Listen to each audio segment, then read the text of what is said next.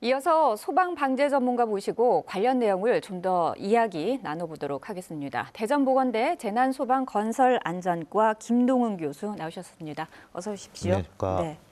자, 저희가 앞서서도 전해드린 것처럼 주불진항까지 13시간 넘게 걸렸다고 들었습니다. 그런데 타이어 공장 특성상 다른 산업 현장보다 불길 잡기가 더 어려웠었다고 봐야 되겠죠? 네, 맞습니다. 그 타이어 자체가 만들 때 주 원료가 고무이고 네. 거기에 대한 기름이 많기 때문에 이 자체 주 원료 자체가 열에 약하기 때문에 큰 불이 날 수 있었고, 또 구조 자체가 패널로 되어 있는 구조이기 때문에 이 안에 큰 열로 인해서 밀집이 되어 있다 보니까 이 붕괴가 되면서 또 산소가 들어오면서 계속 불이 화재가 커진 상황이 되겠습니다. 네. 처음 화재는요, 타이어 성형 압출 기계에서 불이 났다라고 이렇게 신고가 됐었거든요. 정확한 화재 원인은 그러면 언제쯤 알 수 있을까요? 지금 앞서 그 많은 화재 사례들이 있었는데 이 사례들을 또 훑어보게 되면은 이번 사건 같은 경우는 인명사고가 크게는 없었지만은 조심스럽게 한 4개월에서 5개월 정도 걸리지 않을까 생각을 하고 있습니다. 네. 그런데 타이어를 만드는 과정에서 보면은요, 저는 이렇게 불이 날 수 있는 과정이 어떻게 발생할 수 있을까 이런 궁금증이 생기는데요.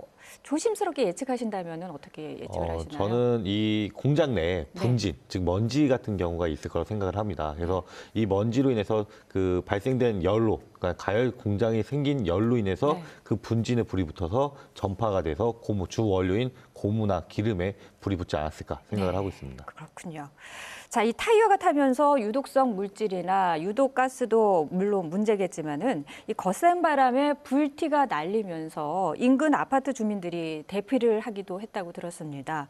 이로 인한 2차 피해 어떻게 보십니까? 2차 피해적으로선 불티에 대한 문제는 지금 어느 정도 감안을 했기 때문에 더 진화가 됐기 때문에 큰 문제는 없을 거라고 생각을 합니다. 근데 지금 유독가스가 많이 나와 있는 상태고 또 연기로 인해서 많은 훼손이 됐을 것으로 생각을 하고 있습니다. 그래서 한동안은 이 주민들께서 힘드시겠지만 환기를 안 하시는 게 제일 좋고요. 또 외부에 나오셔도 좀 조심스럽게 행동을 해주시면 좋겠고, 또 하나 걱정이 되는 게 이 진화를 하기 위해서 많은 소화 용수를 썼습니다. 그 용수가 2014년도에서도 거기서 마찬가지로 우리 소방 용수가 갑천으로 흘러가는 그런 상황이 있었습니다. 근데 올해도 어떻게 될지는 모르겠지만은 이 정화가 되지 않은 오염수가 들어갈 수도 있기 때문에 그 주변을 걸어 다니실 때 이 신발에 오염이 물질이 묻을 수도 있기 때문에 2차적으로 사고가 날 수 있기 때문에 그 점에서 조심을 해주시는 게 좋을 것 같습니다. 생각됩니다. 네.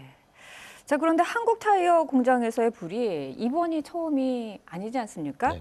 9년 전인 2014년 9월 30일 대전 공장에서 발생했던 화재와 전개 양상이나 그리고 대응이 비슷한 것으로 많은 사람들이 보고 있는데, 그 당시 화재 이후에 후속 방제 조치가 있었음에도 불구하고 또 이런 사고가 발생을 했다는 거죠. 그러면은 제대로 효과가 있었다라고 볼 수 있을까요? 우선적으로 크게 보셔야 될 것 같습니다. 우선은 효과는 있었다고 볼 수 있는 게 그 인명 피해는 크게 없었습니다. 인명 피해 11분이 발생은 하셨지만 그 인명 피해가 크게 없었기 때문에 우선 설치한 불꽃 감지기 이런 쪽에서 화재 인지는 더 빨리 하셨다라고 말씀드릴 수 있지만 이 화재 진압에 대해서는 아직 미흡한 점이 많습니다. 그래서 이 점에 대해서는 이 원재료 공장의 특성에 따라서 더 강화를 하더라도 계속 적응하기는 좀 힘들 거라고 생각을 합니다. 그래서 아직까지는 좀 후속 조치는 타당하다고 생각하나 이게 정당하게 됐다고 하지는 못할 것 같습니다. 네, 100% 완전하게 후속 조치가 이루어지지는 네, 않았다라는 맞습니다. 말씀이신 것 같습니다.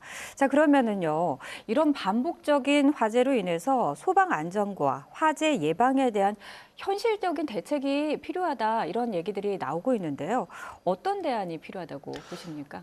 저는 항상 이렇게 얘기를 합니다. 소방 자체를 보게 되면 큰 사고가 난 이후에 모든 게 바뀌기 시작합니다. 그래서 이제 속담으로 말하면 소 잃고 외양간 고친다고 이렇게 표현을 하는데 그 예방이 제일 중요한 사항인데 화재를 예측하기는 되게 어렵습니다.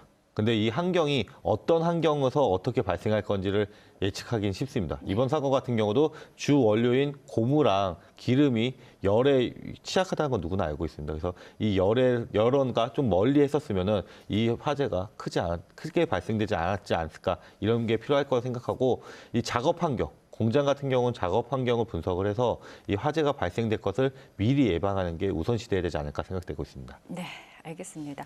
자, 오늘 한국타이어 화재와 관련한 자세한 내용 대전보건대 재난소방건설안전과 김동훈 교수와 이야기 나눠봤습니다. 오늘 나와주셔서 감사합니다. 감사합니다.